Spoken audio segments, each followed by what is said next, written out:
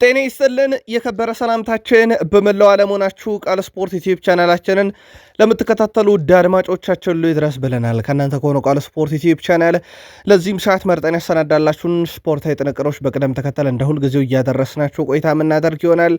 እስከ ፕሮግራማችን ፍጻሜ ቆዩን። ላይክ፣ ሰብስክራይብ፣ ሼር ማድረግ ዛሬም እንዳይረሳ። በሐሳብ መስጫ ሳጥናችን ላይ ትላንታችሁ እንዴት ያለፈ በዓለም ዋንጫ፣ ዛሬስ በዝውውር መስኮቱ ክለቦቻችሁ እያደረጉ ያሉትን ወቅታዊ ሁኔታም ልታካፍሉን ትችላላችሁ። ያ በመረጃ ሰዓታችን ከኛ ጋር ቆይታ ስታደርጉ አስቀድመን የሀገር ቤት ጉዳይ የምናካፍላችሁ ይሆናል። በባህር ማዶ የመረጃ ሰዓታችን ፈረንሳይ ወደ ቀጣዩ ዙር አልፋለች። አስደናቂውን የፈረንሳይ ጉዞ እናነሰዋለን። ሞሮኮም ድንቅ ነበረች። አፍሪካዊቲ የሆነች ተወካይ የመጨረሻ ተሰናባችም ሆናለች። ከዚህ ጋር በተያዘ ሰፊ መረጃ ይዘናል። ዛሬ ደግሞ የሚጠበቅ በጣም ትልቅ ጨዋታ አለ። የስፔንና የቤልጅየምን እናነሷለን። በአውሮፓ የዝውውር መስኮት የሀያላኖቹን ክለቦች የዝውውር ወቅታዊ ሁኔታን የተመለከተም ልዩ ጥንቅር በቃል ስፖርት ዩቲዩብ ቻናል በመረጃ ሰዓት እናካፍላችኋለን። በተወዳጁ የእንግሊዝ ፕሪሚየር ሊግ የመረጃ ሰዓታችን የተጠናቀቁ ዝውውሮችን አስቀድመን እናነሳለን። ባጃጅር ስፖርታዊ መረጃዎቻችን በቡድን ዜና የማንቸስተር ሲቲን መረጃ እናነሳለን። የቡድን ወሳኝና ቁልፍ ተጫዋችን የተመለከተ ልዩ ጥንቅር ይዘናል። ዣቪ አሎንሶ በቼልሲ ይገኛሉ። በዣቪ አሎንሶ በኩል የሚጠበቁ ትልልቅ እውነቶች አሉ። ስለዚህ የቼልሲን ዝውውር እናነሳለን። በቼልሲ በኩል የሚጠበቁ እውነቶች አሉ። ሃንዲ ኤራኦላ እና ሪቻርድ ሂውዝ ወደ ልምምድ መልሷል። የቀረውን ቡድናቸው እንደሚታወቀው ከዓለም ዋንጫ ውጭ የሆነውን ቡድናቸውን ማለት ነው። በሊቨርፑል ቤት ታዲያ የሚጠበቁ እውነቶች አሉ። እነኛ አካላት ይመሩታል ተብሎ የሚታሰበው በተለይም ከዝውውር ጋር በተያያዘ የሚጠበቁ እውነቶች አሉ። የሊቨርፑልንም ሌጀንድ የተመለከተ እንዲሁ ለየት ያለም ጥንቅር በዚህኛው መረጃ ተይዟል። አርሰናል ተጫዋቾችና የዓለም ዋንጫን እናነሳለን። የሚጠበቁ ሁነቶች አሉ። ለየት ያለም ጥንቅር እናካፍላችኋለን። ከዛ ውጭ አርሰናል በዝውውር መስኮቱ ላይ ምናልባትም አንድ ያልተጠበቀ ዝውውር በዚህ ሳምንት ሊጨርስ ይችላል። ስለ ተጫዋቹ ጥቂት መረጃ እንላችኋለን። በአርሰናል በኩል ወጣት ተጫዋች ላይ በጣም ትኩረት አድርገዋል። በዚህኛው የዝውውር መስኮት አዲስ ነገር በአርሰናል የመረጃ ሰዓት እናካፍላችኋለን። በተለይም በወቅታዊ በዝውውር ጉዳይ ላይ ዛሬ በማንቸስተር ዩናይትድ የሚጠበቅ አንድ ትልቅ እውነት አለ። ምንድን ነው የሚለውን እነግራችኋለን። በዝውውር ጉዳይ ነው ውድ ቤተሰቦቻችን።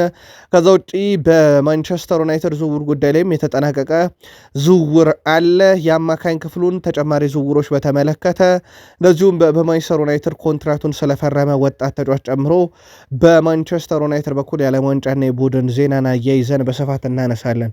እስከ ፕሮግራማችን ፍጻሜ ቆዩን። ላይክ፣ ሰብስክራይብ፣ ሼር ማድረግ እንዳይረሳ። በሀሳብ መስጫ ሳጥናችን ላይ መልከታዎቻችሁን፣ ቅድመ ግምታችሁን በየጨዋታም ዙሪያ እያጋራችሁን አብራችሁን ቆዩን። በሀገር ቤት እንጀምር። የ2018 የኢትዮጵያ ፕሪሚየር ሊግ ኮከቦች ሽልማት ትላንትና ተከናውኗል። የሲዳማ ቡናው ተከላካይ ያሬድ ባየ የፕሪሚየር ሊጉ የዓመቱ ምርጥ ተጫዋች ተብሏል። ያሬድ ባየ የዋንጫና የ250 ሺህ ብር የገንዘብ ሽልማት ተበርክቶለታል። የሲዳማ ቡናው አሰልጣኝ ያሬድ ገመቹ በበኩላቸው የዓመቱ ምርጥ አሰልጣኝ ሽልማት አሸንፈዋል። ኮከብ ግብ ጠባቂ ፔፕ ሳይዶ ባህር ዳር ከተማ፣ ተስፈኛ ተጫዋች ሀብታሙ ጉልላት ቅዱስ ጊዮርጊስ፣ ኮከብ ግብ አግቢዎች ናትናኤል ዳንኤል ከኢትዮጵያ ንግድ ባንክ እና ታምራት እያሱ ከፋሲል ከነማ፣ ምስጉን ዋና ዳኛ ሃይማኖት አዳነ፣ ምስጉን ረዳት ዳኛ ፋሲካ የኋላሸት ሆነው መመረጥ ችለዋል። የኢትዮጵያ ፕሪሚየር ሊግ ሻምፒዮኑ ሲዳማ ቡና እንግዲህ በተጫዋችም በአሰልጣኝም ዘርፍ ምርጦቹን ማሸነፍ ችሏል። ምናልባት በኢትዮጵያ ፕሪሚየር ሊግ አጠቃላይ ውድድሩ ከመነሻው እስከ መዝጊያው ምን አስተዋላችሁ? እንዴት ያለ ክስተት ነበረ ለእናንተ? ፕሪሚየር ሊጉ ለየት ያሉ አጋጣሚዎቻችሁንም በስቴዲየም የነበራችሁ እንዲሁ እያጋራችሁን ከቃል ስፖርት ዩቲዩብ ቻናል ጋር አብራችሁን ቆዩን። በዓለም ዋንጫ ግማሽ ፍጻሜ ተፋላሚ አንድ ሀገር አውቀናል። ፈረንሳይ ሆናለች። ፈረንሳይ ውድ ቤተሰቦቻችን ወደ ግማሽ ፍጻሜ ስታልፍ ሞሮኮን 2-0 በሆነ ውጤት ድል አድርጋ ነው። ከረፍት በፊት ጨዋታው 0-0 ተጠናቋል። ምክንያቱም ኬሊያን ምባፔ 8ኛው ደቂቃ ላይ ያሴን ቦኖ ፍጹም ቅጣት ምት አድኖበት ነው። በኋላ ግን 60ኛው ደቂቃ ላይ ከረፍት በኋላ ኬሊያን ምባፔ እንዲሁም 66ኛው ደቂቃ ላይ ኦሴማን ዴምቤሌ ግብ አስቆጥረው ጨዋታውን ፈረንሳይ 2-0 በሆነ ውጤት ድል አድርጋለች። ፈረንሳይ በተከታታይ በ3 የዓለም ዋንጫ ውድድር ግማሽ ፍጻሜ ደርሳለች። የሞሮኮን ከውድድር መሰናበት ተከትሎ የአፍሪካ ሀገራት የዘንድሮ የዓለም ዋንጫ ጉዞም ተጠናቋል። የምባፔን ፍጹም ቅጣት ምት ያዳነው ያሴን ቦኖ በዓለም ዋንጫ ታሪክም በርካታ ፍጹም ቅጣት ምት ያዳነው ሆኗል። ኬሊያን ምባፔ በውድድሩ 8ኛ ጎሉን በማስቆጠርም ከሜሲ ጋር ጎል አግቢነቱን እየመራ ይገኛል። ፈረንሳይ በግማሽ ፍጻሜ የዛሬዎቹን ተፋላሚ የስፔን እና የቤልጅየምን አሸናፊ ማለት ነው በቴክሳስ ዳላስ ስቴዲየም እንዲሁም የምትፋለም ይሆናል። ጨዋታውን በኦፕታ ቁጥራዊ መረጃ እንተንት ነው። ፈረንሳይ 2-0 ድል አድርጋለች። ግብ የማስቆጠር ነጻሬ ብናይ ፈረንሳይ 3 ነበረ። ስለዚህ ፈረንሳይ አንድ ትልቅ እድል አምክኖ አንድ ግብ ስተዋል። ሞሮኮ ግብ ላይ ጥሩ አልነበረችም ትላንትና። ግብ የማስቆጠር ነጻሬ 0.14 ነው፣ ለሞስት 0 ነው። ሙከራ ብናይ ፈረንሳይ 22 ሞሮኮ 5። ኢላማውን የጠበቀ እንኳን ብናይ ፈረንሳይ 8 ሞሮኮ 1። የኳስ ቁጥጥር ብቻ ሞሮኮ በጣም የተሻለች ነበረች፣ 52 በመቶ የኳስ ቁጥጥር ነበራት። ፈረንሳይ 48 በመቶ ነው። ከሞላ ጎደል ጨዋታውን በማሸነፍ ረገድ ፈረንሳይ የተሻለ ቁጥር ነበራት በአፈጻጸም ደረጃ ማለት ነው። ውድ ቤተሰቦቻችን ምንም እንኳን ፖሴሽኑ ላይ ሞሮኮ የተሻለች ብትሆንም ኳሱን ማለት ነው፣ ግን ጨዋታውን ለማሸነፍ የነበሩ ቶልሶች የፈረንሳይ ሞር የተሻሉም ነበሩ። ፈረንሳይ አጥቂ ኬሊያን ምባፔ ከጨዋታው በኋላ ከባድ ጉዳት እንዳላጋጠመው ተናግሯል። አሁን ደህና ነኝ፣ መጠነኛ ቁርጭምጭሚት ጉዳት ነው ሲል ምባፔ ስለ ጉዳት ሁኔታው ያስረዳል። ከጨዋታው በኋላ የተወሰኑ ጉዳቶች ደርሶበት ነበረ፣ ግን ደህና ነኝ ብሏል። ቁርጭምጭሚት ላይ ነው ብሏል። ማቴታ በመጨረሻዎቹ 15 ደቂቃዎች ለመጫወት ከኔ የበለጠም ዝግጁ ነበር ብሏል። አሁንም ረጅም መንገድ ይቀረናል፣ የሚመጣውን ነገር ካለፍንበት ሁኔታ የበለጠ ከባድ ይሆናል።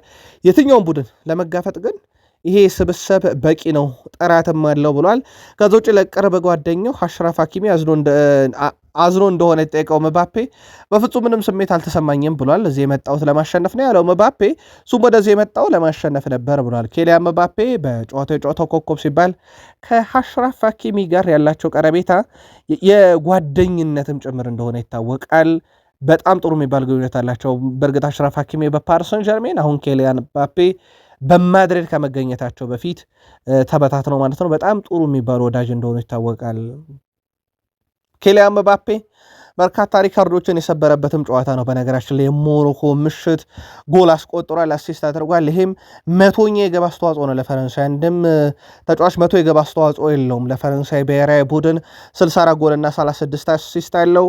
ከዛ ውጪ 10 ሲደመር የግብ አስተዋጽኦን በሁለት ከታየ የዓለም ዋንጫ ያበረከተ የመጀመሪያው ተጫዋች ሆኗል። በ2002 የዓለም ዋንጫ ላይ 8 ጎልና 2 አሲስት ነበረው።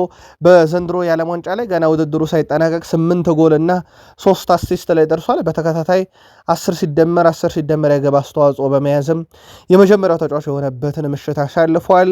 በነገራችን ላይ በዓለም ዋንጫም እንግዲህ በርካታ ጎሎችን በአንድ ሲዝን ለማስቆጠር የሚደረገውንም ጥረት ከሜሲ ጋር አንገት ለአንገት ተናንቀው ቀጥለውበታል። ኬሊያን ምባፔ ገና 27 ዓመቱን ውድ ቤተሰቦቻችንና ከዚህ በኋላ ቢያንስ 2 የዓለም ዋንጫዎችን ከዚሁ ፎርሙ ጋር ከሆነ ሊጫወት ይችላልና ብዙ ሪካርዶችንም ሊያሻሽል ይችላል። ኬሊያን ምባፔ በዚህ የዓለም ዋንጫ ጉዞ ላይ ወደ ቤተሰቦቻችን 6 ጨዋታዎችን አድርጓል። 11 የግብ ተሳትፏል። 3ቱ ነው አሲስት፣ 8 ጎል ነው። ሴኔጋል ላይ 2፣ ኢራቅ ላይ 2፣ ስዊድን ላይ 2 አስቆጥሯል። አንዳንድ ጎል ያስቆጠረባቸው ፓራጓይ እና ሞሮኮ ላይ ነው። ሞሮኮ ላይ ትላንትና ከግቡ በተጨማሪ በአሲስትም እንዲሁ የተሳተፈበት ነው። ይሄ በጣም አነጋጋሪ ቁጥር ያደርገዋል። በተጫዋቹ በኩል እንዳልኳችሁ የዚህ የውድድር ዓመት የዓለም ዋንጫ ክስተት ነው ማለት ይቻላል። ኬሊያን ምባፔ 20 የዓለም ዋንጫ ግቦች ያሉት በፊፋ የዓለም ዋንጫ በርካታ ግቦችን ካስቆጠሩት ውስጥ ተርታ ከአናት ከምናገኘው ሜሲ በመቀጠል ማለት ነው። ሜሲ 20 እንዳለው 20 ደርሷል። ኬሊያን ምባፔ እንዳልኳችሁ 27 ዓመቱ ስለሆነ ያንን ሊያሻሽል የሚችልበት በርካታ እድል አለው። በኬሊያን ምባፔ በኩል ምናልባት ልናነሳ የወደድ ነው አጣማሪዎቹንም ጭምር ነው።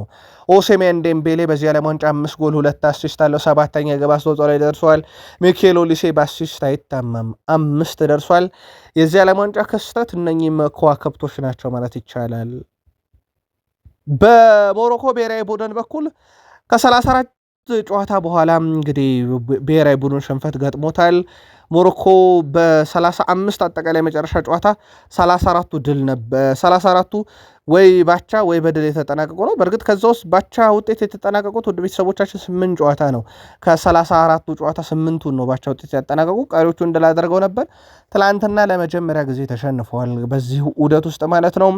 የሞሮኮ አሰልጣኝ ኦሃቢ በተወሰነ መንገድ እንግዲህ ጎል ሲቆጠር ተጫዋቾቼ ጥፋት ተሰርቷል ብለው ቆመው ነበረ፣ በእጅ የተነካ ኳስ ነበረ ብሏል ቢውልድ አፕ ላይ። ነገር ግን ዳኛው ፈቃደኛ አልሆኑም እና ጎል ተቆጥሮብናል። የጨዋታው እንዳጠቃላይ አቅጣጫም እሳቸው እንደሚሉት ከሆነ አንዳንድ መቆም የነበረባቸው ሁነቶች ነበሩ ብለዋል። ያሲን ቦኖ ፍጹም ቅጣት ምት አዳነ። ይሄም በአንድ የዓለም ዋንጫ ውድድር 4 ፍጹም ቅጣት ምቶችን በማዳን ወይም 4 ፍጹም ቅጣት ምቶችን በጨዋታና በመለያ ምት ተሳት ያዳነ የግብ ጠባቂ ተርታ ውስጥ ስሙን ማስመዝገብ ችሏል። ዛሬ ፈረንሳይን የሚገጥመው በግማሽ ፍጻሜ ብሔራዊ ቡድን ይለያል። ስፔን ከቤልጅየም ይጫወታሉ። በኢትዮጵያን ሰዓት አቆጣጠር ምሽት 4 ሰዓት ሲል ጀምሮ የሚደረግ መርሃ ግብር ነው። በጨዋታው በኩል ሶፊያ ስቴዲየም ላይ ጨዋታው ይደረጋል። ማይክል ኦሊቨር የዛሬ ጨዋታ ዳኛ ናቸው። ሌላኛው እንግሊዛዊ አልቢተር ስቱዋርት በርት ጨዋታውን በቫር ዳኝነት ይመሩታል። ሁለቱም ያው የአውሮፓ ሀገራት ስለሆኑ አውሮፓ ይዳኟቸዋል። በነገራችን ላይ እንመለስበታለን ጉዳዩ ላይ ለምን እንዳነሳ ነው። የሁለቱም ብሔራዊ ቡድኖች ያለፉት 5 ጨዋታ እንመልከት። በስፔን በኩል በመጨረሻ 5 ጨዋታ 4 ድል 1 አቻ ያላት፣ በቤልጅየም በኩል ባለፉት 5 የመጨረሻ ጨዋታ 3 ድል እና እንደዚሁም 2 አቻ አላት። በእርስ በርስ ግንኙነት የመጨረሻ 10 ግንኙነት ስፔን 8ቱን ረታ። ቤልጅየም ምንም አሸንፋት አታውቅም። ባለፉት 10 ጨዋታ 2 ጊዜ ነው የወጡት። የመጨረሻ 5 ግንኙነታቸውን ብናይ ስፔን 5ቱንም ድል አድርጋለች እና ለቤልጅየም ፈታኝ ምሽት ሊሆን ይችላል ስፔንን መፋለም። ጨዋታውን ግን ማናሸንፈው ግማሽ ፍጻሜ ይደርሳል። ፈረንሳይ የምትገጥመው ስፔንን ወይንስ ቤልጅየምን? ቅድመ ገመታችሁን አጋሩን። ዳኒ ኦልሞ ማንም ሰው ከስፔን ጋር መጋፈጥ አይፈልግም፣ ምክንያቱም እኛ ከማንኛውም ቡድን ጋር ለመጫወትና ለመፋለም ዝግጁ ነን ሲል ተደምጧል። ከቤልጅየም ጨዋታ በፊት ቃሉን ሲሰጥ ሉዊስ ሱዋሬዝ በነገራችን ላይ ቀድሞ የሊቨርፑል የባርሴሎና አሁኑ ኢንተር ማያሚ ተጫዋች ለዓለም ዋንጫ ፍጻሜ የሚሰጠው የቅድመ ግምት ስፔን ከአርጀንቲና ይፋለማሉ በሚል ነው። እንግዲህ ስፔን እዛ ለመድረስ ዛሬ ቤልጅየምን ማሸነፍ፣ ቀጥሎ ደግሞ ፈረንሳይን መርታት ይጠበቅባታል እና እመኑኝ እያለ ነው። ስፔን እና አርጀንቲና ለፍጻሜ ይደርሳሉ ሲል ተደምጧል ሉዊስ ሱዋሬዝም። ላሚን ያማል በርካታ ሀሳቦችን አንስቷል። ከሞንዶ ዲፖርቲቮ ጋር ቆይታ ነበረው። የሜሲ ነገር አስደናቂ ነው። ሜሲ ማን እንደሆነ ሁሉም ያውቃል፣ ግን በዚህ ዓለም ዋንጫ በሚያሳየው ደረጃ እንግዲህ በጣም አስገርሞኛል ብሏል። ለሱ በጣም ደስተኛ ነኝ ብሏል። እንዲሁም ኔይማር ከውድድሩ ቢወጣም ለሱም ደስተኛ ነኝ በመካፈሉ ብሏል በዓለም ዋንጫ ላይ። እንዲሁም ክርስቲያኖ ሮናልዶንም በተመለከተ በእግር ኳስ ዘመኑ ላደረገው ነገር በጣም መመስገን አለበት ብሏል።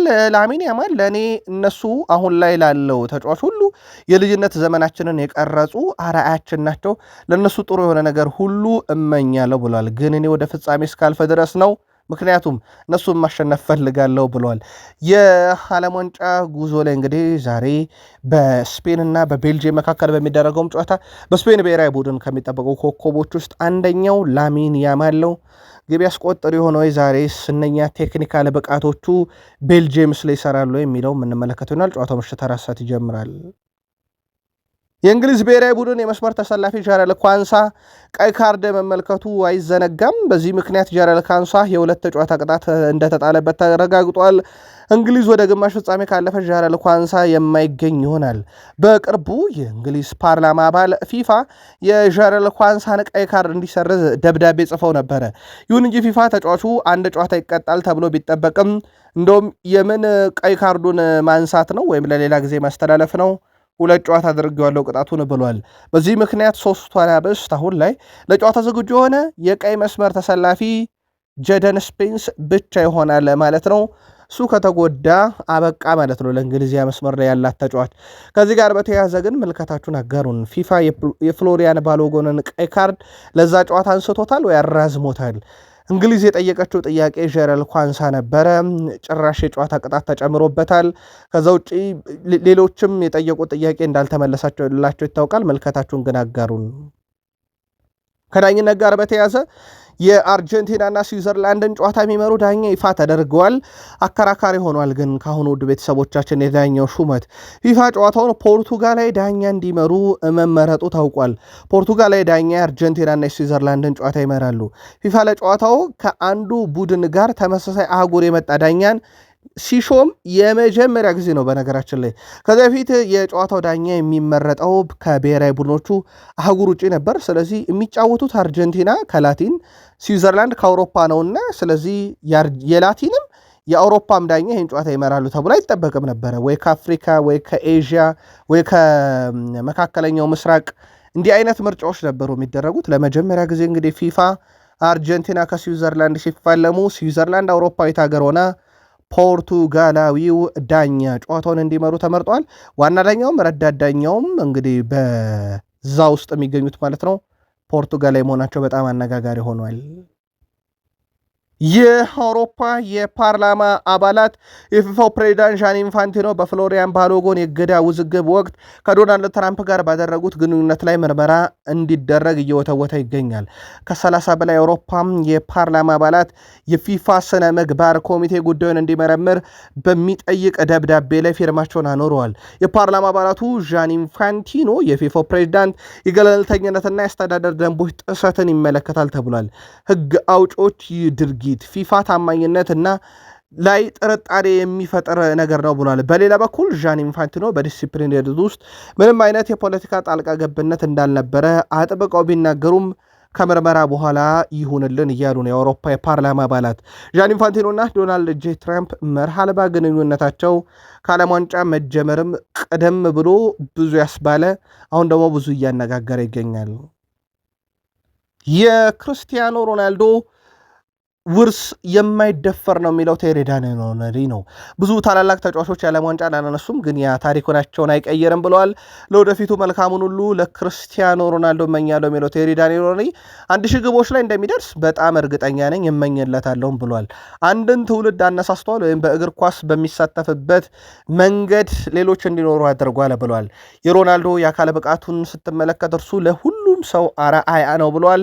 በምትመኘውና በምታደርገው ነገር ሁሉ መልካሙን እንዲገጥም እመኛለሁ ብሏል። ቴሪ ዳኒሎነሪ ለክርስቲያኖ ሮናልዶ ከዓለም ዋንጫ ስንብት በኋላ ማለት ነው። ወደ ቤተሰቦቻችን የክርስቲያኖ ሮናልዶ ቀጣይ ውሳኔዎች ይጠበቃሉ። በብሔራዊ ቡድን ስኬት ይቀጥላል፣ በአልናስርስ ለምን ያክል ጊዜ ይጫወታል በሚሉ ጉዳዮችና ሌሎች ጉዳዮች ላይ ግን የሚወስነው ውሳኔ በትልቁ ይጠበቃል።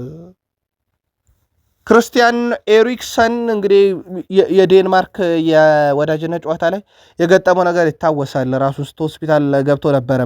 ሌላ ከባድ የልብ ችግር መከሰቱ የጊዜ ጉዳይ ብቻ ነው እየተባለ ነው። ተጫዋቹ ዳግም ወደ እግር ኳስ የሚመለስ ከሆነ የዴንማርኩ አማካይ ባለፈው ወር ለሁለተኛ ጊዜ በልብ ችግር ምክንያት ከወደቀ በኋላ በዴንማርክ የግል ማገገሚያ ፕሮግራም ጀምሯል። በዚያ ክስተት ወቅትም በሰውነቱ ውስጥ የተገጠመው መሳሪያ የልብ ምት መልሶ ማስተካከል ተችሏል። ከባድ የሕክምና ስጋቶች ቢኖሩም ኤሪክሰን እግር ኳስን ለመቀጠል ግን ፍላጎት አለው እየተባለ ነውና በርካቶች ግን ይህንን ጉዳይ በጣም አሳሳቢ እያሉት ነው። በዚህ ዓለም ዋንጫ ላይ ደግሞ እንደ አጠቃላይ ካየናቸው ተጫዋቾች ምርጥ የሆኑት ክለብ እየተገኘላቸው ነው። ለአብነት ያክል የቮዥኒያ ወደ ኢንተር ማያሚ ማቅናት ይጠበቃል። የዓለም ዋንጫ ገጸ በረከት ነው። የፓራጓይ ብሔራዊ ቡድን ግብ ጠባቂ ኦርላንዶ ጌል በዓለም ዋንጫ ባሳየው ድንቅ ብቃት የበርካታ ክለቦችን ቀልብ ስቧል። ተጫዋቹ በአሁኑ ሰዓት ከሚጫወትበት የአርጀንቲናው ክለብ ሳን ሎሮዝ $7 ሚሊዮን ብቻ የመልቀቂያ ውል እንዳለው ተዘግቧል። በዚሁ አጫጭር ስፖርታዊ መረጃዎቻችንን እንቀጥል። ውድ ቤተሰቦቻችን ከባርሴሎና ጋር በተያያዘ የዩሊያን አልቫሬዝን ጉዳይ አሁንም እየጠበቁ ነው። በነገራችን ላይ በተለይም የዓለም ዋንጫ አርጀንቲና ጉዞ ለዚህ በጣም ወሳኝነት ይኖረዋል። ላሚን ያማል ግን በእርግጠኝነት ዩሊያን አልቫሬዝ በጣም በትልቅ ደረጃ መጫወት የሚችል አይነት ተጫዋች ነው ብሏል እና ወደ ባርሴሎና የሚመጣ ከሆነ በጣም ደስተኛ ነኝ ብለዋል። ዩሊያን አልቫሬዝ በአጥቂ ስፍራ ላይ አብሮ ልትጫወተው ከምትሻው ተጫዋች ውስጥ አንደኛው ነው። ለባርሴሎና የጨዋታ ስታይልም ይሆናል። የዓለማችን ምርጡ 9 ቁጥር ነው። ይህንን ጠንቅቆ ያውቃል። እናም ወደ ባርሴሎና የሚመጣ ከሆነ እጃችንን ዘርግተን እንቀበለዋለን እያለ ይገኛል ላሚን ያማል። በተለይም 9 ቁጥር ቦታ ላይ የቡድኑ ወሳኝና ቁልፍ ተጫዋች የነበረው ሮቤርት ሌዋንዶውስኪ ባርሴሎናን በነፃ ለቆ ወደ ቺካጎ ፋየርስ እንዳቀና የሚዘነጋ አይደለም። ሮሜሎ ሉካኮ የናፖሊ ተጫዋች ነው፣ ግን በዚህ ክረምት ይቀጥላል ተብሎ አይታሰብም። ናፖሊዎች አጠቃላይ ተከፍሎ ባይለቀው ወደ 50 ሚሊዮን ዩሮ አካባቢ ለማንቸስተር ዩናይትድ ከፍለው ራስመስ ሃይሉንድን የግላቸው ማድረጋቸው የሚዘነጋ አይደለም። ከዚህ ጋር በተያያዘ ታዲያ ተጫዋቹ ክለቡን ይለቃል ተብሎ ይታሰባል። የ33 ዓመቱ የፊት መስመር አጥቂ ሮሜሎ ሉካኮ በአመት ወደ 8.5 ሚሊዮን ዩሮ አካባቢ ደሞዝ ያገኛል። ይሄ ትልቅ ችግር ነው ተብሏል። ሌሎች ክለቦች እሱን ለማስፈረም ናፖሊ በዓለም ዋንጫ ላይ ያሳየ የሚገኘው ብቃት ደግሞ ተጫዋቹ ለገበያ ጥሩ ዋጋ ያወጣለናል ብለው የጠበቁት ተጫዋች ሆኗል። ሮሜሎ ሉካኮን በተመለከተ ተጨማሪ መረጃ በተከታታይ መረጃ ይኖረናል። ቃል ስፖርት ላይ ናችሁ ውዶቻችን። ላይክ፣ ሰብስክራይብ፣ ሼር ማድረግ እንዳይረሳ። ከተወዳጁ የእንግሊዝ ፕሪሚየር ሊግ ብቻ ወዳገኘናቸው የዕለቱ ጥንቅሮች እንሻገር። ከፕሪሚየር ሊግ መረጃችን ጋር ግን ላይክ እያረጋችሁ አብራችሁን ቆዩን። ኒካስል ዩናይትድ የ18 ዓመቱን ሾዋን ስቱዋርን ከአያክስ በይፋ አስፈርሟል። የዝውውር ዋጋው ወደ 23 ሚሊዮን ፓውንድ አካባቢ ነው።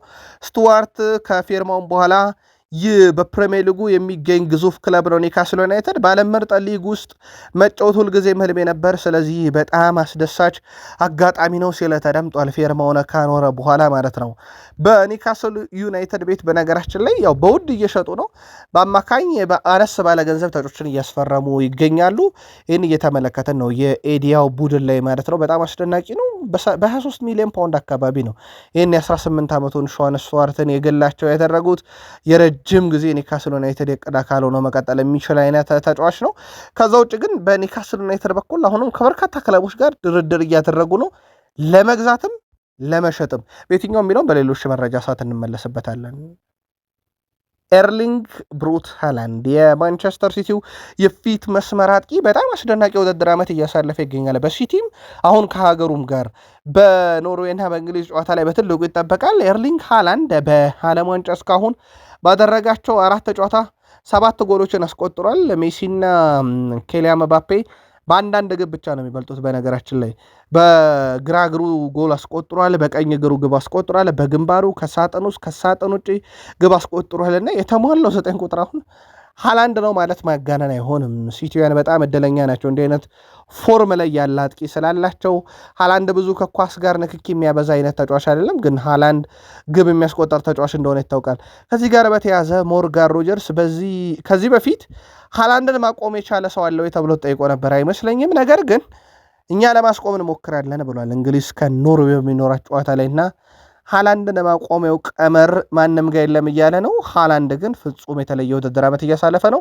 በዓለም ዋንጫም ላይ እንግዲህ ሀገሩን ኖርዌይን እዚህ ለመገኘቷም ሩብ ፍጻሜ ለመገኘቷ ምክንያት ነው። ከእንግሊዝ ጋር የሚደረገው የሩብ ፍጻሜ የመርሃ ግብር ግን በትልቁ የሚጠበቅ ይሆናል። ዣቪ አሎንሶ ቼልሲን ተቀላቅለዋል። በእርግጥ ከሪያል ማድሪድ ሰነበታቸው በጣም የፈጠነም በጣም ያልተጠበቀም ነበረ። የቼልሲ አቅምና ስብስቡ እንዲሁም አብሬያቸው የምሰራበት የእግር ኳስ ፍልስፍናም እኔ የምከተለው የእግር ኳስ ፍልስፍናም ለመስራት በጣም ምርጡ ቦታ ነው ይላሉ እሳቸው ዣቪ አሎንሶ። ስቴዲየሙን በደስታ የምሞላበትና ከአድናቂዎቼ ጋር የምሳተፍበት ቡድን አግኝቻለሁ ብሏል ቼልሲን። እና ይህም ቡድን እስካሰለጠን በጣም ጓጉቻለሁ ብሏል። ብዙ ቃል ገብተዋል። የሚጠበቅባቸው ውለት አለ፣ ዝውውር ነው። በእሳቸው በኩል እንግዲህ እስካሁን ቼልሲ ምናልባት በሽያጭ ደረጃ የኩኮሪያ በጣም ትልቅ የሚጠቀስ ሽያጭ ነው። ከዛ ውጭ ግን ቼልሲ በጣም ትልቅ ሊጠቀስ የሚችል ዝውውር እየፈጸመ አይደለም የሚሉ ጥያቄዎች አሉ። ያው የጊዜ ጉዳይና ቼልሲ እንደሚሸጣቸውም ተጫዋቾች የተመረኮዘ እንደሆነ ይታወቃል። ከዚህ ጋር በተያያዘ ምናልባት እንደ ኤንዞ ፈርናንዴዝ አይነት ተጫዋች ተሽጦ ቢሆን ኖሮ ቼልሲ ቤት ትልቅ ነገር እንሰማለን። የኤንዞ ፈርናንዴዝ ጉዳይ አሁንም ለገበያ የቀረበ ግን በተለጠፈበት ዋጋ ምክንያት በጣም አስቸጋሪ ነው ይሄን ተጫዋች የግላቸው ለማድረግ። በርካታ ፈላጊዎች ነበሩት። በዋነኝነት ግን ሊቀላቀልባቸው ይችላል ተብሎ የሚጠበቀው ከእንግሊዝ ውጭ ያሉት በአውሮፓ ኃያላን ክለቦች በሪያል ማድሪድ እና በፓሪስ ሰን ዠርሜን ነው ልናየው የምንችለው። በዝውውር ጉዳይና በደሞዝ ጉዳይ ላይ ግን እርግጠኛ አይደሉም ተብሏል። ሪያል ማድሪዶች ወሬውን ጸጥ ለማድረግ የፈለጉ ይመስላል። ደብዳቤ ጽፈው ነው የለንበትም እጃችን ያሉት። የኤንዞ ፈርናንዴዝ ወኪል ደግሞ ለገበያ ቀርበዋል ብለዋል። ምናልባት ቼልሲን አጣብቂኝ ውስጥ ከተው ዝውውሩን በእጃዙር ለመጨረስ ወይንስ የሚለው እንዳለ ሆኖ የኤንዞ ፈርናንዴዝ ጉዳይ ግን በቼልሲ ስንብቱ በቅርቡ የሚጠበቅ አይነት ነው። ከዛ ውጭ ጆቫኒ ኳንዳ የክለቡ አካል ሆኗል። በቀጣይነት ከኮል ፓልመር ከዦዋ ፔድሮና ከኤስታቪዮ ጋር ለመስራት በጣም ጓጉቻለሁ ብሏል። ቼልሲ በጣም ለየት ያሉ ከማደንቃቸውም ብሏል። አንዴ ራውላና ሪቻርድ ሂውስ በልምምድ ቦታ ላይ ተገኝተዋል። ልምምድ እያሰሩ ነው። የሊቨርፑል ልምምድ በይፋ እንደተጀመረ ይታወቃል። ውድ ቤተሰቦቻችን ከዚህ ጋር በተያያዘ ያው በልምምድ ላይ ብዙ የሚገመግሟቸው ነገሮች አሉ። አዲስ ያመጧቸውን ተጫዋቾች ወደ ቡድኑ ቀላቅለዋል። ጀርሜ ጃክዌቴ የቡድኑ አካል ሆኗል እና ሃርቬ ኤሊዮት ከውሰት ተመልሰው የቡድኑ አካል ሆነዋል። ወጣቶችን እየተጠቀሙ ይገኛሉ። እነ ሪቻርድ ሂውዝ እና አንዲ ራውላ ግን የሚጠበቅባቸው ዝውውር አለ። በተለይም በክንፍ አጥቂ ብራድሌ ባርኮላን፣ ያንኩብ ሚንታን፣ ማቲያስ ፈርናንደስ፣ ፓራዶን፣ ሳይድ ኤልማላን በዝርዝር ውስጥ የያዘው የሊቨርፑል ቦርድ በቀጣይነት ከነኛ አራቱን አንዷቸውን ያመጣል ተብሎ ይጠበቃል። በተለይም ያንኩብ ሚንታን በተመለከተ በምሽት መረጃችን ሰፋ ያለ ጥንቅር አድርሰናችሁ ነበረ። በሊቨርፑል በኩል በጣም በዋነኝነት የሚጠበቀው ይሄ የክንፍ አጥቂ ጉዳይ እንደሆነ ይታወቃል። ሳላ ወጥቷል። እንደዚሁም ዲያስ ከወጣ ዓመት ቢሆነው በትክክል አልተተካ የሚለው ነገር እንዳለ ይታወቃል። በሊቨርፑል በኩል የኤሊዮት አንደርሰንን ጉዳይ የሃርቬ ኤሊዮትን ጉዳይ በተመለከተ የመጨረሻ ውሳኔ አልተወሰነም። ምናልባት ገዢ ከመጣና ላይ ገንዘብ ካለ ሊቨርፑል ሊያጤንበት ይፈልጋል። ከዛ ውጪ በዝውውር መስኮቱ ላይ ግን ሊሸጥ የሚችልበት እድል እንዳለ አሁንም ግልጽ ነው። የአንዲ ኤራው ላይ መጨረሻ ውሳኔም አልተረጋገጠም። በእርግጥ ከዚህ ከቅድመ ውድድር ዝግጅት በኋላ ሞር ከእሳቸው ፍልስፍና ጋር መሄደውን ተጫዋች ሊቀንሱ ይችላሉ ተብሎ ይታሰባል። አስቀድሞ የተቀነሱትን ሳላን መተካትን በዛው ልክ ማለት ነው። ሳላን በተመለከተ በነገራችን ላይ ወደ ሳውዲና ወደ አሜሪካ ሜጀር ሊግ ሶከር ካመራ ከሊቨርፑል ጋር በወዳጅነት ጨዋታ ካልሆነ በስተቀር የመገናኘት እድሉ በጣም ዝቅተኛ ነው። አውሮፓ ውስጥ ከሆነ ግን በአውሮፓ መድረክ ጨዋታ እንኳን ቢያንስ ሊገናኙ ይችላሉ። በርካታ ያሉ የጣሊያን መገናኛ ብዙሃን እንግዲህ ተጫዋቹ በጣሊያን ክለቦች እየተፈለገ ነው የሚል መረጃን ሲወጡ በዋነኝነት ያነሱት ዩቬንቱስን ነው። ግን እንዳልኳቸው ከሊቨርፑል ጋር ተለያይቷልና ሳላ በነፃ ነው ወደ ፈለገው ክለብ መቀላቀል የሚችለው። ፈረንሳይ ከሞሮኮ በነበረው የምሽቱ ጨዋታ ላይ ፈረንሳይ ድል አድርጋ ወደ ግማሽ ፍጻሜ ማለፏ ይታወቃል። በዚህ ምክንያት በአርሰናል በኩል ዊሊያም ሳሊባ አይመጣም ማለት ነው። ዊሊያም ሳሊባ ተጨማሪ ሕክምና ምርመራ አድርጎ ቀዶ ጥገና የሚያስፈልገው ከሆነ አርሰናል በይፋ ወደ ዝውውር እንደሚወጣ ይታወቃል። በእርግጥ በርካታ ተከላካዮችን እያየ ነው። የሳሊባ ቆይታ ግን በዛው ተረጋግጧል ማለት ነው። ሌላው በአርሰናል በኩል ልናነሳ የወደድነው ዴክላን ራይስን ነው። በብሔራዊ ቡድን ደረጃ የጀርባው የታችኛው ክፍልን ጨምሮ በጉልበቱ አካባቢ የነርቭ ህመም እንዳለበት ይታወቃል። ይህን ተሸክሞ እየተጫወተ ነው በህመም ማስታገሻ። ይሄ ምናልባት መፍትሄ ይሆናል የብዙዎች ስጋት ነው። እረፍት እስከተባለ ደግሞ እንግሊዝ አሁን ካለችበት ሁኔታ አንጻር እሱም ማረፍ አይፈልግም አይደለም። ቶማስ ቱዌል በአንዳንድ ጨዋታ ላይ ራይስን ከአቅም በላይ የሆነ ህመምን ተቋቁሞ መጫወቱን ራሳቸው በአንደበታቸው ማረጋገጣቸው አርሰናሎችን ግን ለብስጭት የዳረገው ጉዳይ ነበረም። ክርስቶስ ዞሊስ በ38 ሚሊዮን ዩሮ አርሰናል ለማስፈረም የሚያደርገው ጥረት ወደ መጨረሻ ምዕራፍ ተጠግቷል። ግን ድርድሩ አልተቋጨም። ተጫዋቹ የትሮሳር ተተኪ ይሆናል። 20 ሚሊዮን ዩሮ ከዛ ዝውውር አርሰናል እንደሚያገኝ ይታወቃል። በነገራችን ላይ ወደ አርሰናል ሊመጣ ይችላል የተባለውና በጣም የቀረበው ተጫዋችን በተመለከተ ዞሊስን በተመለከተ ማለት ነው 2023/24 ባለፉት 3 ዓመታት 2023/24 24 ጎሎችን ከመረብ ያዋሃደ 8 አሲስት አለው። 2024/25 አምና 21 ጎል እና 14 አሲስት አለው። ዘንድሮ በተጠናቀቀው የውድድር ዓመት 22 ጎል እና 29 አሲስት አለው። እንዲህ አይነት በጣም አስደናቂ ተጫዋች ነው በነገራችን ላይ አርሰናል ለማምጣት ጥረት እያደረገ የሚገኘውና በዝውውር መስኮቱ ላይ ከክለብ ብሩጅ ጋር የሚደረገው ድርድር ቀጥሏል። አርሰናል እስከ 35 ሚሊዮን ዩሮ እና ከዛ በታች ለማስፈረም የሚደረገውን ጥረት አጠናክሮ ቀጥሏል። ከመጣ ግን በጣም አስደናቂ ተጫዋች ነው። ሌላው አርሰናል እየተመለከተው የሚገኘው ወይም የመልመላ ክፍሉ እያየው የሚገኘው በተለይም በርካታ ያሉ አርሰናል የመልመላ ክፍሉ ኃላፊዎች ሄደው ያዩት አንድሪያ ባርታሽ ቬሊን ነው። በጣም አስደናቂ ታዳጊ ተጫዋች ነው። ይሄ ተጫዋችም በነገራችን ላይ በቅድመ ውድድር ዝግጅት ጀምሮ የአርሰናል አካል ይሆናል ተብሎ ይታሰባል። ኮንትራቱ የሚጠናቀቅ ከሆነ ከሊቨርፑል ጋር ጠንከር ያለ ፉክክር ይጠብቃቸዋል። ከዛ ውጪ በአርሰናል በኩል ልናነሳ የወደድ ነው የብሩኖ ጊማሬሽን ዝውውር ነው። ብሩኖ ጊማሬሽ ለአርሰናል ለ5 ዓመት ኮንትራት ለመፈረም በቃል ደረጃ ከስምነት ደርሶ የሁለቱን ክለቦች ስምነት ብቻ እየተጠባበቀ ይገኛል። ኒካስል አልሸጥም ከሸጥኩም በጣም የተጋነነ ገንዘብ በሚል አቋማቸው ሲቀጥሉ፣ በአርሰናል በኩል ግን ተጫዋቹ አርሰናል መቀላቀል ይፈልጋልና አርሰናሎች ብዙም ሳይጨናነቁ ዝውውሩ ለመፈጸም ያደረጉትን ጥረት አጠናክረው ቀጥለዋል። ምናልባት በዚህ ሳምንት አርሰናል ቤት አንዳች የተጠናቀቀ ተጨማሪ ዝውውር ግን ልናገኝ እንችላለን። አርሰናል ብሩኖ ጊማሬሽ የአንድሪያ ባርታሽቬሊን እንደዚሁም ደግሞ በተለይ በጣም አስደናቂውን የክርስቲያን ዞሊስን ዝውውር እንዴት ተመለከታችሁት? ጻፉልን።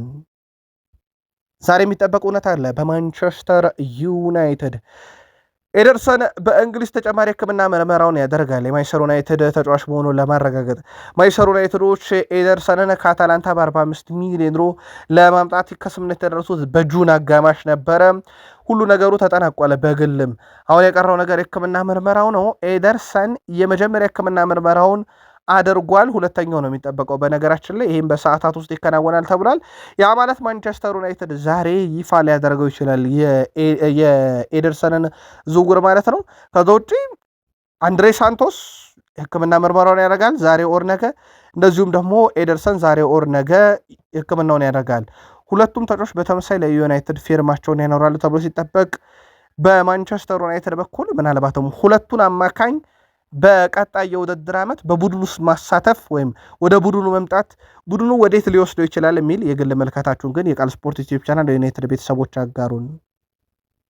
ማንቸስተር ዩናይትድ አዲስ ግብ ጠባቂ ለማስፈረም ከስምነት ደርሷል።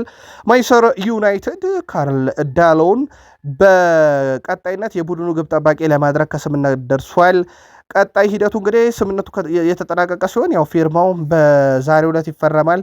ዩናይትድም ይፋ ያደርገዋል ተብሎ ይታሰባል። አልታይ ባይንደር ክለቡን ለቆ ይወጣል የሚለው ነገር አሁን እርግጥ እየሆነ የመጣ ይመስላል። በማንቸስተር ዩናይትድ ቤት ምናልባት ከሴላመንስ በኋላ ዝነኛ ግብ ጠባቂ ከማምጣት ይልቅ ተስፋ የተጣለባቸውን ያድጋሉ የተባሉ ተጫዋቾችን መምጣት በማንቸስተር ዩናይትድ በኩል በደንብ በግብ ጠባቂ በኩል ያስተዋሉት ጉዳይ ይመስላል። ስለዚህ ማንቸስተር ዩናይትድ ዛሬ ይፋ የሚያደርገው አንድ የግብ ጠባቂ ዝውውር አለ ማለት ነው። ካርል ዳሎውን ዩናይትድ በዝውውር መስኮቱ ላይ ለረጅም ጊዜ ስሙ ሲያያዝበት የነበረው ተጫዋች ደግሞ አንዱ ካርሎስ ባሌባ ነው። ጉዳዩ አሁንም አልተዘጋም። በተለይም ተጫዋቹ ክለቡን መቀላቀል መፈለጉ ዩናይትዶች ነገሮችን ዳግም እንዲያጤኑና ለእኛ መጫወት የፈለገን ተጫዋች በሚል ቀመራቸው ዩናይትድ አስፈተው የያዙት ተጫዋች ነው። ሆኖም በብራይተን አሁንም የዋጋ ቀናሽ እንደማያደርግ አስታውቋል። እስከ 100 ሚሊዮን ዩሮ ይጠጋል እንደማለት ነው። ውድ ቤተሰቦቻችን ከፍተኛ ዋጋ የሚጠይቁ ሲሆን እንግዲህ ማንቸስተር ዩናይትዶች እስካሁን በተጫዋቹ ላይ ያላቸው ፍላጎት የተረጋገጠ ቢሆንም ይፋዊ ጥያቄ ግን ለማቅረብ ዩናይትዶች አልደፈሩም። የብራይተን ኤንድ ሆቭ አልቢዮን ወቅታዊ ሁኔታ ማለት ነው። ምናልባት ካርሎስ ባሌባ የሚፈርም ከሆነ ዩናይትድ የፈለገውን 3 አማካኝ በቁጥር ያሳካል። በጥራት ያው ለደጋፊዎችና ቀጣዩን ሲዝን ነው የምንተወው። ምናልባት የባሌባም ዝውውር ስላለበት ግን ብቸኛው እንዳልሆነ ይታወቃል። የማንቸስተር ዩናይትድ ሌላኛው ዝውውር ወደ ቤተሰቦቻችን ዩናይትድ በኖቲንግሃም ፎረስት ፉልባክ ኒኮ ዊሊያምስ ላይ ፍላጎት አለው ተብሏል። ማንቸስተር ዩናይትድ በተጨማሪ ኒውካስል ዩናይትድም የተጫዋቹ ፈላጊ ነው። ተጫዋቹ በኖቲንግሃም ፎረስት ቤት ውሉን ለማራዘም እያደረገ የሚገኘው ንግግር አሁንም እንደቀጠለ ነው። ውሉን አላራዘምም። ምናልባት ይፋዊ ጥያቄ የሚያቀርብ ከሆነ ዩናይትድ ተጫዋቹን ለማግኘት ጥሩ ዕድል ሊሰጠው ይችላል። በጣም አስደናቂ ተመላላሽ ነው። በተለይም ማንቸስተር ዩናይትድ ፉልባክ ላይ ችግር እንዳለበት ይታወቃል፣ በግራ ተመላላሽ በተለይም። ከዛ በተጨማሪ በማንቸስተር ዩናይትድ ፊርማውን ያኖረ ሰው አለ፣ የማይክል ካሪክ ልጅ ጄሴ ካሪክ። የማንቸስተር ዩናይትድ ዋና አሰልጣኝ ማይክል ካሪክ ልጅ የሆነው ጄሴ ካሪክ በማንቸስተር ዩናይትድ ቤት በአካዳሚ ቡድን ውስጥ የሚሰጠውን የስኮላርሺፕ እድል በይፋ ተቀብሏል። 16 ዓመቱ እንግዲህ ታዳጊ ላለፉት 10 ዓመታት ያክል በማንቸስተር ዩናይትድ አካዳሚ ውስጥ እየቆየ ነበረ። በእርግጥ ከዋይኒ ማርክ ሩኒም ካይ ሩኒ ልጅ ጋር ነው ፊርማውን ማኖራቸውን ያረጋገጡት። የዓለም ዋንጫ ለአፍሪካውያን ሙሉ ለሙሉ አብቅቷል። ስለዚህ በዓለም ዋንጫ ሀገራቸውን የወከሉ ጥቂት ረፍት አግኝተው ይመለሳሉ። አፍሪካዊቷ ሀገር ሞሮኮ በፈረንሳይ 2-0 ተሸንፋ ከዓለም ዋንጫ ውጭ እንደሆነች ይታወቃል። በዚህ ጉዳይ ለውድ ቤተሰቦቻችን ኑስር ማዝራዊ በ2026 የዓለም ዋንጫ ላይ የነበረውን ጉዞ አጠናቆ ወደ ካሪንግተን ዩናይትድ ተመልሶ እረፍት ያደርጋል ተብሏል። ከዛ በኋላ ነው ጨዋታ የሚያደርገው እንጂ ወዲያው ጨዋታን አያደርግም። ከማንቸስተር ዩናይትድ ጋር በተያያዘ ግን ዋና ዋና ተጫዋቾች ተመልሷል። ትላንትና ሉክ ሾው አይተናል፣ ወደ ልምምድ ተመልሷል። ከዛ ውጭ በማንቸስተር ዩናይትድ ወደ ልምምድ የተመለሱት ቤንያሚን ሼሽኮና ብራያን ቤሞን ተመልክተናል። ሌሎችም ወጣት ታዳጊ ተጫዋቾችን ያካተተ እንግዲህ ጊዜን እያሳለፉ ይገኛሉ። ዩናይትድ በልምምድ ቦታ ላይ ማንቸስተር ዩናይትድ በቀጣይ የውድድር ዓመት ዋና ህልሜ ዋንጫን የሚፎካከር ቡድን በ28 ደግሞ ዋንጫን የሚያነሳ ቡድን ብለዋል። ካሪክ ለእንደዚህ አይነት ቡድን ጠብቁ እያሉ ነው። ቡድኑን ማዘጋጀት ጀምረዋል። አዲስ ተጫዋች በማንቸስተር ዩናይትድም እየፈረመ እንደሆነ ይታወቃል። እንደ አጠቃላይ ወቅታዊ የማንቸስተር ዩናይትድን የዝውውርም ሂደት እንዴት እንዳገኛችሁ ጻፉልን። ቃል ስፖርት ዩቲዩብ ቻናልን ላይክ ማድረግ እንዳትረሱ። ጥቂት ቆይተን ተጨማሪ መረጃዎችን ግን ይዘን እንመጣለን። ሰናይ ቀን